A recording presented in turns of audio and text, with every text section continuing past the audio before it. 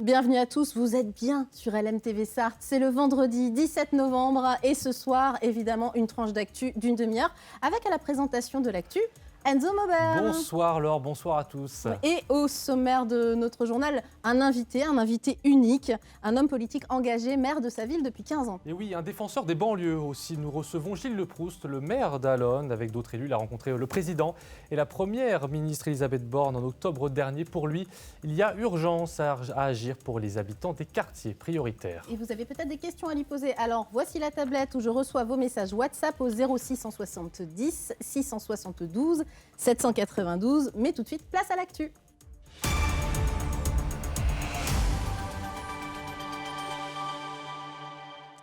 Au sommaire de ce vendredi 17 novembre, un lieu d'information consacré aux violences faites aux femmes. Il est ouvert jusqu'au samedi 18 novembre au Centre des Jacobins. Des associations y sont présentes pour sensibiliser et écouter si besoin. Un lieu essentiel quand on sait qu'un féminicide a lieu tous les 3 jours en France. Les billets pour les 24 heures du Mans ont déjà tous été achetés, un record, en quelques heures. Et puis on vous emmènera dans l'un des tout premiers marchés de Noël du département. Sa particularité, il se déroule à la ferme.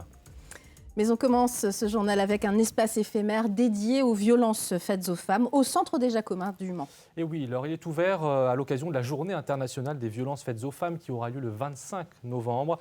Jusqu'à ce samedi, le public peut venir à la rencontre des bénévoles et des professionnels des associations d'aide aux victimes. Le reportage d'Anthony Piton. Tu étais habillé comment ? C'est le nom de cette exposition qui veut combattre les stéréotypes autour des victimes de viols ou d'agressions sexuelles. Ce sont des femmes qui témoignent de ce qu'elles ont vécu, qui ont mis à disposition les tenues qu'elles portaient lors du viol qu'elles ont vécu. Le message est simple, les femmes ne sont jamais responsables des violences qu'elles ont subies et elles doivent être protégées. Toutes les structures dédiées à leur protection sont justement présentées au sein de cet espace éphémère. Les associations existent, qu'il y a des professionnels qui sont là pour les écouter, qui sont là pour recueillir leurs paroles et puis pour les orienter au mieux dans leur démarche si elles sont notamment victimes ou qu'elles connaissent quelqu'un qui est en difficulté. Si le lieu n'est pas forcément adapté à l'écoute et au recueil de paroles, depuis mardi, plus de 150 personnes par jour viennent prendre des informations sur les associations. Celles qui nous en parlent, elles ont déjà été dans un processus de signalement, elles sont parties. Je vais signaler aussi quand même qu'on a eu quelques hommes qui nous ont parlé de violences conjugales, où ils étaient eux victimes. Eux en parlent. Je pense que les femmes qu'on a pu croiser n'en parlent pas parce qu'on peut supposer pour certaines qu'elles sont encore dedans. Donc l'idée, c'est aussi qu'elles aient cette sensibilisation et qu'elles sachent que le jour où elles auront besoin d'être accompagnées, il y a des professionnels sur le département pour les aider. Des permanences auront lieu jusqu'à ce samedi après-midi à l'espace éphémère. L'an dernier, les plaintes de personnes victimes de violences conjugales ont augmenté de 15% en France. Et une autre campagne de sensibilisation contre le harcèlement scolaire. Cette fois, des marque-pages anti-harcèlement ont été distribuées dans les établissements scolaires. Oui, par la députée Julie Delpech du mouvement Renaissance. Elle a lancé l'opération ce jeudi après-midi au lycée Notre-Dame. Au Mans, 3000 marque-pages ont été imprimés à destination des élèves de primaire, de collège ou de lycée. Ils indiquent le numéro d'écoute des victimes de harcèlement mis en place par le gouvernement, le 3018. Pour la députée, cet objet passe-partout, comme elle le qualifie, a un but, inciter les élèves à parler du harcèlement pour mieux le détecter. Julie Delpech, qui a d'ailleurs prévu d'évoquer le sujet avec le ministre de l'Éducation nationale la semaine prochaine lors des questions au gouvernement. Justice, la personne qui a lancé la fausse alerte à la bombe dans un collège du Mans mercredi a été identifiée. Le collège Pierre d'Eugène avait en effet dû être évacué dans la matinée après avoir reçu au cours de la semaine 5 mails indiquant la présence d'une bombe dans l'établissement. On apprend aujourd'hui que les enquêteurs ont localisé le matériel d'où ces messages sont partis et réussi à remonter jusqu'à l'auteur des messages malveillants. Il s'agit d'une jeune fille âgée de 11 ans. Son très jeune âge ne permet pas d'engager des poursuites pénales à son encontre, mais elle est convoquée devant le procureur de la République en début de semaine prochaine en compagnie de ses parents. Ce sont leurs responsabilités civiles qui sera engagée si des demandes d'indemnisation devaient avoir lieu. Elle est une triste nouvelle avec la disparition de Gisèle Poteloin, bien connue Desmanceaux. Et oui, son nom ne vous dit peut-être rien, et pourtant elle a œuvré très longtemps en faveur de la rénovation urbaine et du logement social. Gisèle Poteloin s'est éteinte ce jeudi 16 novembre à 77 ans. Conseillère municipale et communautaire de 1983 à 2014, elle a été pendant 5 mandats l'ambassadrice des locataires du Mans. Elle avait d'ailleurs intégré le conseil d'administration de Le Mans Habitat en 2001, mission qu'elle a honorée jusqu'au bout. Le maire a salué, je cite, une personnalité unanimement appréciée pour son action et sa bienveillance. Fin de citation de Stéphane Le Foll. Allez, un élu bienveillant avec nous également sur notre plateau. C'est votre invité ce soir, Enzo Maubert, le maire d'Allonnes, Gilles Le Proust. Bonsoir Gilles Le Proust. Bonsoir. On vous connaît comme maire, mais vous êtes aussi président de l'association Ville et Banlieue. Dans ce cadre, vous avez été avec 50 autres élus reçus à l'Élysée en octobre dernier pour remettre au président de la République une lettre ouverte que vous avez nommée l'appel de Lyon.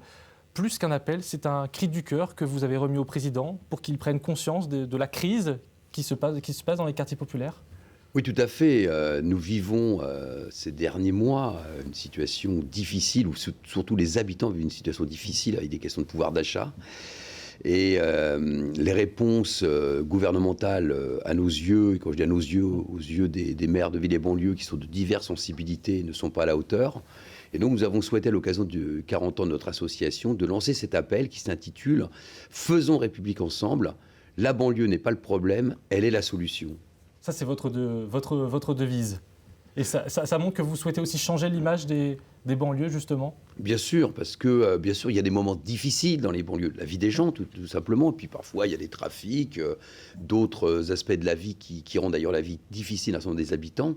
Mais il y a aussi beaucoup de créations, des créativités, de jeunes, de moins jeunes qui font des choses extraordinaires. Vous voyez, par exemple, Allonnes, ce week-end, va accueillir le Cross international d'Allonnes. Il y a des dizaines de bénévoles, des jeunes et des moins jeunes. Donc c'est aussi cela que nous voulons porter et mettre en avant. Et il y a besoin que le gouvernement accompagne ces actions du quotidien. Vous avez aussi participé au comité interministériel des villes, le CIV. Vous avez rencontré Elisabeth Borne. Qu'est-ce que vous vous êtes dit? Est-ce que les échanges ont été constructifs? Alors je voudrais rappeler aux téléspectateurs que le premier CIV devait avoir lieu en novembre 2022. Donc il est presque 5 fois reporté. Oui. Donc on n'était pas très satisfaits. Pourtant pour nous d'ailleurs, les élus, mais surtout pour les habitants, les associations.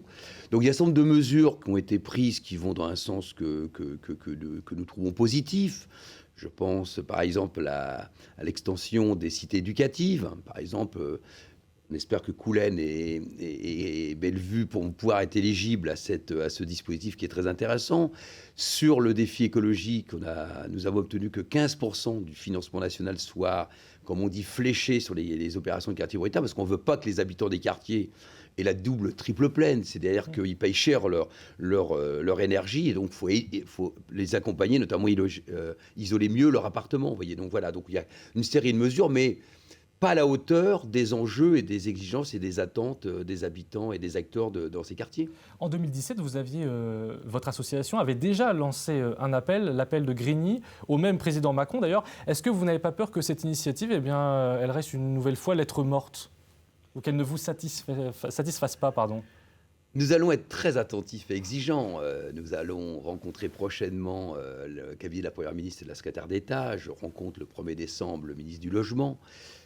Nous allons demander à avoir un comité d'évaluation pour qu'on suive régulièrement les décisions qui ont été annoncées dans le cadre de ce Conseil interministériel des villes, pour qu'ils rentrent bien dans la ville le plus rapidement possible, parce que c'est les habitants des quartiers et des associations ont besoin tout de suite de réponses concrètes. Qu'est-ce que vous attendez justement concrètement de l'État? Est-ce que ce sont des fonds? Est-ce que ce sont une vision globale pour les quartiers, les banlieues? Qu'est-ce que vous attendez du gouvernement? Peut-être tout ça à la fois d'ailleurs. Oui, je pense qu'il y a besoin que le gouvernement, le président de la République, montre son attention aux 6 millions d'habitants qui habitent dans ces quartiers. Parce que, je l'ai dit, la situation est compliquée. Et la vision, c'est qu'il y a besoin que l'ensemble des politiques de l'État, ministérielles, soient particulièrement présents dans nos quartiers, ce qui n'est pas toujours le cas aujourd'hui. On a un déficit d'enseignants, on a un déficit de police nationale, on a un déficit souvent de pratiques culturelles et sportives. Donc ça veut dire qu'il faut des actions concrètes. Vous ne pouvez pas tout porter, vous, justement, à l'échelle de la collectivité. Vous avez besoin d'aide de l'État derrière. Bien sûr, parce que les collectivités, effectivement, sont très engagées. Une ville comme Allonnes est très engagée sur ces différentes thématiques. Mais nous avons besoin d'être accompagnés, comme le fait l'État avec la cité éducative. Donc il faut élargir. On a fait fait une proposition qui n'a pas été retenue, par exemple, dans la perspective des Jeux Olympiques et Paralympiques, d'avoir des cités sportives. Parce qu'on constate que dans nos quartiers, les quartiers populaires, il y a moins de licenciés que dans l'ensemble du territoire français. Malheureusement, cette mesure, pour l'instant, n'a pas été retenue, mais nous allons continuer à la porter, à la développer dans toutes les rencontres que nous aurons avec les différents ministres. Alors, rapidement, Allonnes est comme une ville qui se transforme, qui se métamorphose, il ne faut pas l'oublier. Je pense notamment au quartier de Chaoué, qui est en train de se renouveler avec des fonds justement de l'ANRU, de l'Agence nationale de la rénovation urbaine. Ça veut dire quand même qu'il y a des investissements de l'État pour les villes comme Allonnes. Bien sûr, on n'a jamais dit d'ailleurs à la ville et banlieues qu'il n'y avait pas l'intervention de l'État. C'est le niveau, le curseur, où est-ce nous le mettons. Vous avez raison de le souligner. C'est celui qui n'est pas venu à Allonnes depuis 10 ans. Il y a des choses qui ont énormément changé, l'axe central, le tempo, des bâtiments qui ont été démolis, d'autres construits, des équipements publics, tout neufs, adaptés et agréables pour les habitants. Nous voulons continuer, mais pour continuer à amplifier, notamment le cœur de ville, nous avons besoin d'un accompagnement fort de l'État. Alors, nous sommes satisfaits puisque nous avons été retenus comme quartier résilient, qui va nous permettre, y compris, d'enclencher concrètement la création d'une crèche, la construction d'une crèche à Allonnes, de conforter la place des médecins avec un cabinet médical. Vous voyez, donc il y a des choses qui avancent, mais dans le même temps, moi j'ai une vision à la fois de maire d'Allonnes, mais de président de l'association de maires de ville et banlieue. Donc j'ai besoin, y compris, nous avons besoin de faire entendre la voix de toutes les communes concernées. Merci Gilles Leproust. Et donc on reste avec notre on invité. Tout à l'heure, Au quotidien, la suite, à parler plus spécifiquement, effectivement, de la ville d'Allonnes. Tout est parti, Enzo. Il y a déjà plus de place pour la course. Pour les 24 heures, qu'est-ce que c'est que cette histoire? La course se jouera une nouvelle fois à guichet fermé pour la 2e année consécutive. Tous les billets ont été vendus en quelques heures, camping et tribune compris. L'ACO a limité, comme l'année dernière, le nombre de places. Et on ne sait d'ailleurs pas combien ont été mises en vente. Petite consolation, il reste des places pour la journée de test et les essais. Et puis, si vous êtes plutôt d'une nature optimiste, eh bien, vous pouvez toujours tenter de racheter une place sur la plateforme officielle de revente. Vous voyez le lien qui s'affiche en bas de votre écran. Et attention aux arnaques en la matière. Exactement. C'est bien cette plateforme qui compte. Allez, on n'a jamais été aussi proche de Noël. Là, ça y est, je crois qu'on peut le dire. C'est clair. Le marché de Noël de Cromières lance la saison. Et oui, c'est l'un des tout premiers puisque nous sommes que mi-novembre. C'est la 4e édition de ce rendez-vous qui se déroule à la ferme et qui est passé de 8 exposants en 2019 à 43 cette année. Le marché du Sud-Sartois ne cesse de grandir. On y mêle donc Noël et puis l'univers de la ferme, comme l'a constaté Colin Ancel.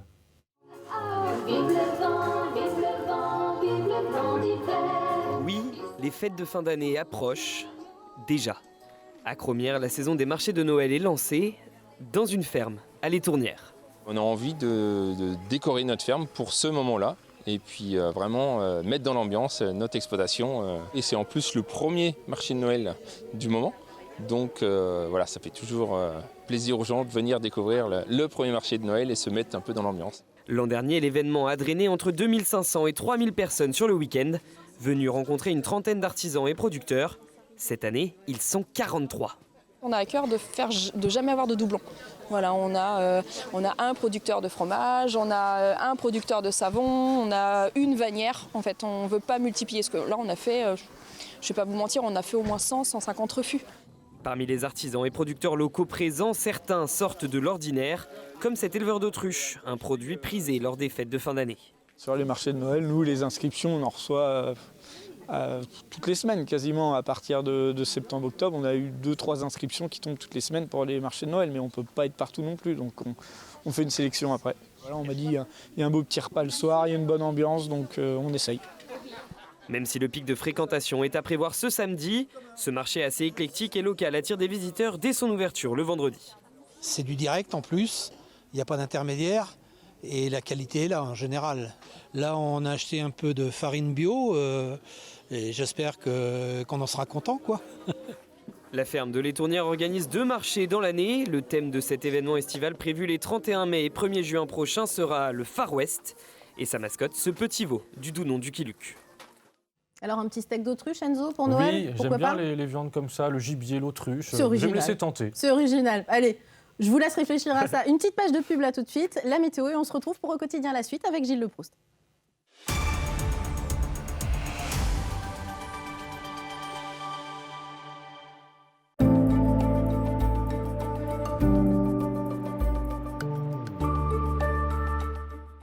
Bonjour et bien ce vendredi, après une journée assez agréable, la situation ce soir va se dégrader un peu sur la région.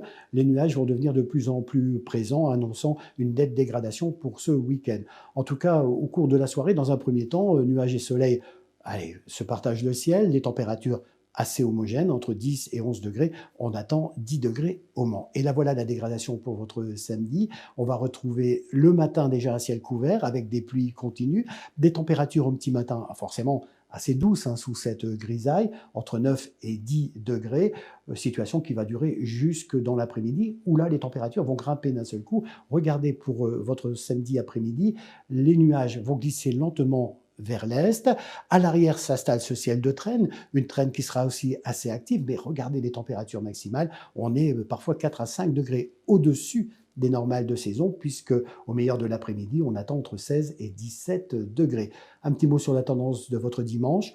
On sera à l'arrière de cette perturbation, donc dans un ciel de traîne, une traîne assez active, donc les averses seront aussi présentes sur quasiment tout le département de la Sarthe. Les températures, elles restent toujours très douces. Regardez les maximales pour votre dimanche après-midi, autour de 16 degrés. On attend 16 degrés au Mans, 15 degrés pour vraiment les températures les plus fraîches, si on peut dire, sur le nord de notre beau département. Dimanche, ça s'est gâté, et lundi, ça le reste aussi, puisque les nuages sont toujours très présents. Ils donneront de bonnes averses aussi dans la journée, et les températures elles baissent un peu, d'1 ou 2 degrés, mais restent toujours très douces pour la saison. On entend 13 à 15 degrés pour les maximales. En tout cas, ce samedi, n'oubliez pas de fêter Aude, et puis méfiez-vous de ce week-end. Certes, il y a une grande douceur côté température. En revanche, les pluies seront assez fréquentes.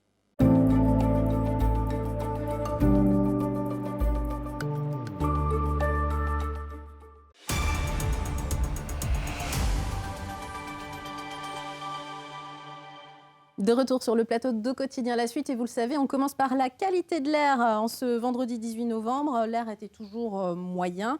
C'est le cas, je vous rassure, pour les 3/4 du temps en fait en Sarthe. Donc rien d'anormal, mais ça ne veut pas dire que l'air est bon. Il est bien moyen, les polluants sont présents, notamment l'ozone, mais il reste en quantité modérée. L'indice devrait rester moyen pour tout le week-end, notamment pour le Cross West France, pour le Cross le Maine Libre. On va y revenir, Laure, on va y revenir reparler avec notre invité, justement. On est toujours avec Gilles Leproust, le maire d'Allonnes. On parlait tout à l'heure de la métamorphose continue d'Allonnes, qui continue sans cesse. Concrètement, quels sont les grands projets en cours pour Allonnes ? Le projet le plus important, c'est refaire complètement le cœur de ville. Ça a pris un peu de retard parce que la crise de l'augmentation des matériaux, certains habitats ont été obligés de reculer d'une année.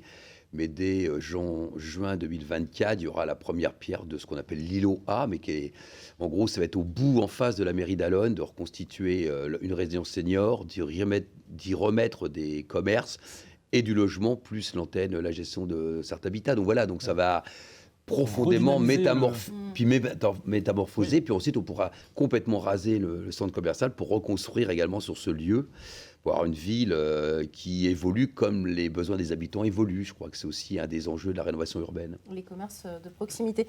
Tous les maires aiment leur commune, par principe. Mais qu'est-ce qui vous touche le plus dans cette commune que vous connaissez par cœur, vous ? Je crois que c'est son ambiance. Je dis souvent pour plaisanter, je suis le maire du village. Parce que je pense que même si nous sommes une ville de 11 200, il y a encore une ambiance village où les gens se connaissent. On a une très très riche vie associative. Certainement d'ailleurs que cette mentalité, cette ambiance tient beaucoup à ça. Donc ouais, ce caractère populaire et sympa de cette ville qui la rend attachante. C'est un peu la campagne en périurbain finalement, à quelques pas du Mans. Il y a un peu cet esprit de campagne. Il y a pas mal d'espaces verts quand même à Allonnes. C'est vrai, nous sommes vraiment une ville très contrastée. Il y a des maraîchers, on l'oublie qu'il y a des maraîchers, beaucoup de maraîchers à Allonnes. Tout à fait, oui, on a encore des agriculteurs. D'ailleurs, le journal municipal qui est sorti à Allonnes Info là, son dossier, c'est sur justement Allonnes, ville à la campagne, c'est le titre du journal. Effectivement, il y a cette partie très urbanisée. Et puis, on a un territoire beaucoup plus important qui est en bois, en terre agricole. Donc, on essaie de conserver, y compris cette caractéristique. Ça casse l'image, finalement, des banlieues, parfois, qu'on peut donner quand on utilise le mot, finalement. Ça casse un peu cette image. Oui, mais moi, banlieue, pour moi, c'est Justement, pas, je vais vous dire, c'est pas un gros mot, Ouais. moi. D'accord. La banlieue, c'est historique. Dans toutes les villes, dans la construction, il y a eu des villes-centres, il y a eu des villes autour qu'on appelle banlieues.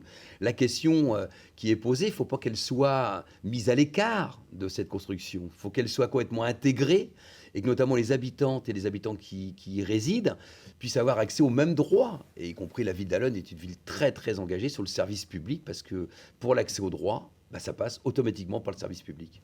On parlait de la campagne, il me semble que vous aimez bien courir. C'est un bon endroit, Allonnes, pour faire son footing le matin? Ah oui, ça, il n'y a que l'embarras du choix, c'est vrai. Il y a tout le long de la Sarthe, le boulevard Nature. On va d'Allonnes jusqu'à Arnage d'un côté, autrement jusqu'au Mans, l'île aux Planches. Donc oui, c'est très agréable. On a le bois, on peut faire du VTT. Oui, d'ailleurs, beaucoup d'hommes et de femmes, de jeunes moins jeunes, viennent pratiquer leur passion. Et puis, j'oublie pas non plus, comme on est au bord de la Sarthe, c'est aussi un endroit où il y a plein de coins de pêche, parce que moi, je suis aussi un pêcheur. Et du printemps à l'automne, tous les jeudis matins, je suis à la pêche. Et alors, vous faites le cross, là, ce week-end? Le cross Maine Libre, pardon, pour les confrères Allonnes. Maine Libre, Allonnes, Sarthe. Sarthe. Comme ça, on a Comme ça, on a tout le monde dedans. On a tout le monde dedans. Oui, je vais faire demain après-midi le 10 Oui. km. Donc, il part du Mans et qui, après, chemine Guémony et puis ensuite Jusqu'à sur Allonnes. Donc, ça va être, ça va être très sympa. Et en plus, on bat le record d'engagés puisqu'il y a 4300 engagés. Donc, c'est quand même... c'est un sport populaire, le cross. Et chacun y vient selon ses moyens, son niveau de performance. Je vous l'annonce, c'est pas une exclue. Je ne gagnerai pas les 10 km. Mais j'y vais pour me faire plaisir Donc, il y a avec mes potes. Un petit temps que vous donnez un petit chrono ou pas? Ouais, c'est ce que je suis sûr, c'est que je vais faire plus d'une heure. Donc voilà, on verra à l'arrivée. Mais il faut qu'il y ait la notion de plaisir, même si à des moments donnés, on en bat. Parce que quand on sort du Mans, la passerelle, qu'on arrive sur le Chaoué, un beau faux plat montant. On est d'accord. Donc là, on tire la langue. Merci Gilles Le Proust. Et d'ailleurs, un mot sur les conditions de circulation pour ce week-end, et notamment particulièrement pour ce samedi avec ce cross, le Maine Libre Allonnes-Sarthe. Les conditions seront particulièrement difficiles de 10h à 14h, surtout sur les bords de Sarthe. Alors, donc, prudence. Et si vous voulez venir aux portes ouvertes de LMTV qui ont lieu tout le week-end, pensez-y. Ne passez pas effectivement par ce chemin, mais peut-être plutôt par le centre-ville. C'est un conseil que je vous donne. Allez, on joue. Oui, on joue. Puisque, en partenariat avec le département de la Sarthe, nous vous offrons des places pour un match du MSB ainsi qu'un livre à gagner. Allez, on regarde le magnéto tout de suite. Aujourd'hui, avec la Sarthe en s'amusant, gagnez un livre Terre de Sarthe et 2 invitations à un match MSB en répondant à la question suivante. Parmi ces ingrédients, lesquels ne font pas partie de la recette de la marmite sartoise? Le poulet de Loué? Les champignons? Les carottes? Ou la pomme rainette? Envoyez votre réponse par mail à jeu@lmtv.fr. Bonne chance à tous. Vous dites pas la réponse, mais vous l'avez justement la réponse, Gilles Le Proust? Quand même. Je pense parce que la dernière fois que je suis venu, il y avait une question et j'ai donné la réponse. Donc là, je Oui, alors votais. chut. Donc ce soir, on ne le fait pas. Les questions, oui, qui sont de plus en plus dures. Et ce soir, c'était de la gastronomie. La réponse d'hier à la question était la suivante. Où est né Antoine de Saint-Exupéry? Alors, vous le saviez? Oui, parce que j'ai de la famille dans le coin. Donc, c'était à Lyon. Et c'était en 1900. Et on félicite ça. notre gagnante. Et bien, d'hier. la gagnante, c'est Martine Bazille qui a répondu à jeu@lmtv.fr. Bravo Voilà. à elle. Tout de suite, le point sur la soirée, comme chaque vendredi soir. Et bien, ce soir, c'est les Sartois du Web avec Aurélien Caillos. Et il a un plateau rempli d'invités et de chroniqueurs. Vous allez le voir. Il sera là aussi, ce week-end aux portes ouvertes. Merci, Laure. On se retrouve Merci, lundi Gilles Le Proust. 18h30 Oui, toujours. pour le direct. À lundi 18h30. Bonne Salut. soirée.